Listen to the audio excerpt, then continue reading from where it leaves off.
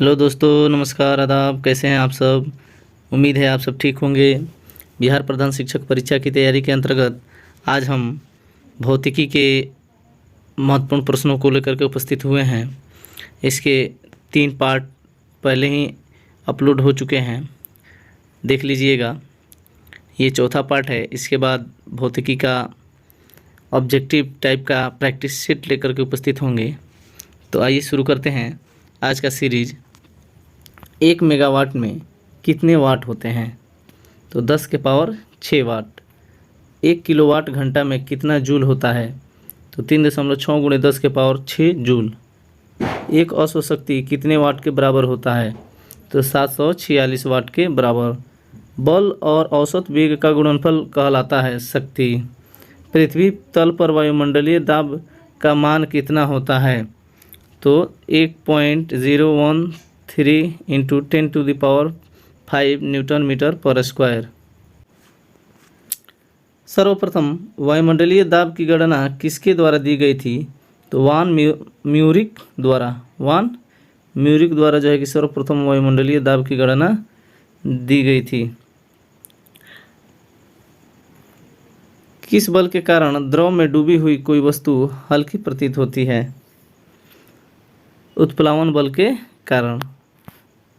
Archimedes का सिद्धांत है उत्प्लावन बल, उसी के कारण जो है कि किसी द्रव में डूबी हुई वस्तु जो है कि हल्की प्रतीत होती है। किसी वस्तु के इकाई आयतन में निहित द्रव्यमान को क्या कहते हैं? तो घनत्व कहते हैं। किसी गुब्बारे का वायु में उड़ना किस सिद्धांत पर आधारित है? तो वायु के उत्प्रेक्षा के सिद्धांत पर। किन्हीं दो वस्तुओं के घनत्व के अनुपात को क्या कहते हैं? आपेक्षिक घनत्व। साधारण जल में तैरने वाले बर्फ के टुकड़े का कितना भाग जल में डूबा रहता है? तो 11/12 भाग।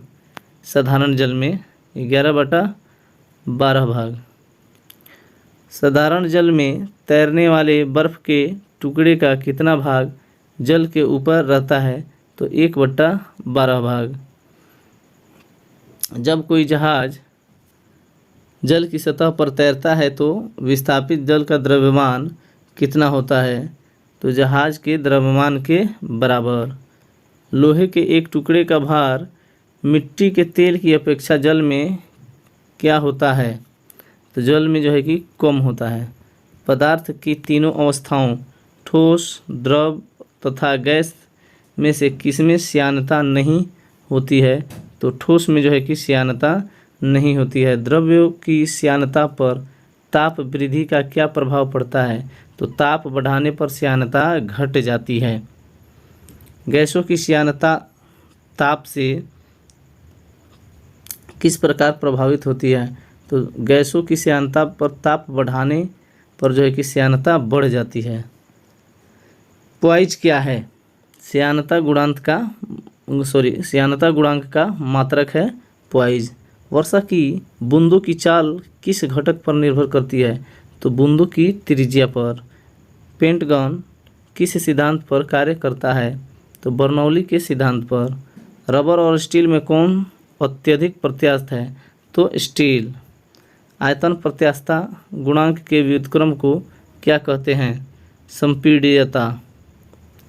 एक ही पदार्थ के अणुओं के बीच कार्य करने वाले आकर्षण बल को क्या कहते हैं?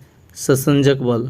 जब एक ही पदार्थ के अणु के बीच में कोई आकर्षण बल कार्य कर रहा हो तो उसे कहते हैं ससंजक बल। Cohesive force. भिन्न भिन्न पदार्थों के बीच कार्य करने वाले आकर्षण बल को क्या कहते हैं? तो उन्हें आसंजक बल कहते हैं।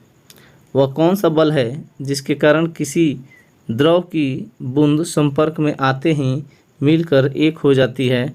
वो ससंजक बल है। स्याही कागज पर क्यों चिपक जाती है?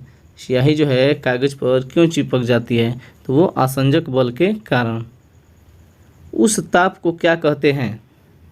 उस ताप को क्या कहते हैं जिस पर किसी द्रव का पृष्ठ तनाव शून्य हो जाता है?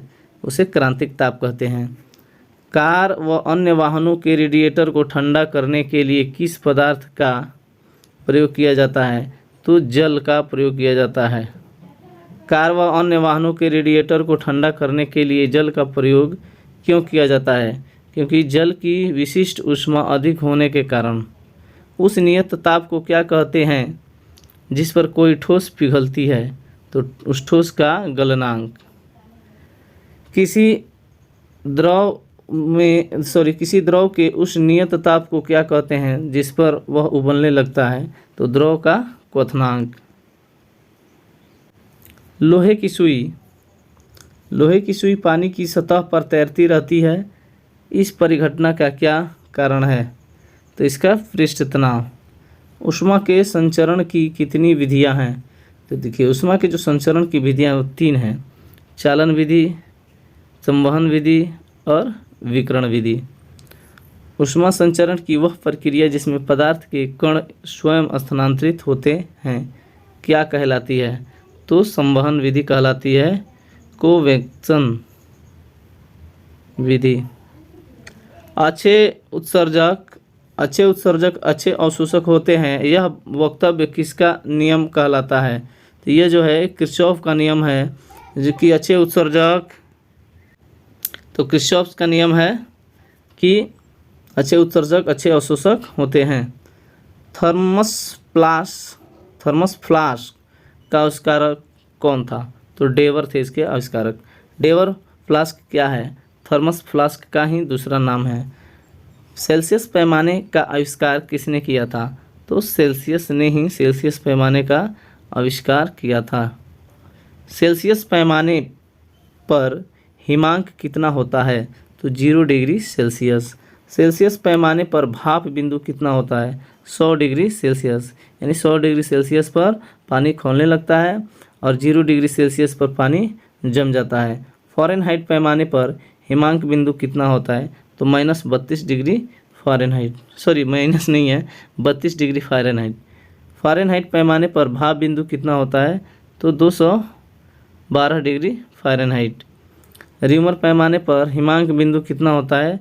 तो 0 जो है कि र्यूमर 0 डिग्री र्यूमर। र्यूमर पैमाने पर भाप बिंदु कितना होता है? तो 80 डिग्री र्यूमर।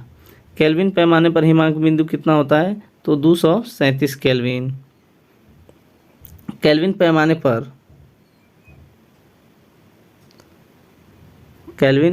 पर भाप बिंदु कितना होता है? तो 373 केल्विन। केल्विन पैमाने पर 0 डिग्री केल्विन को क्या कहते हैं? परम शून्य ताप।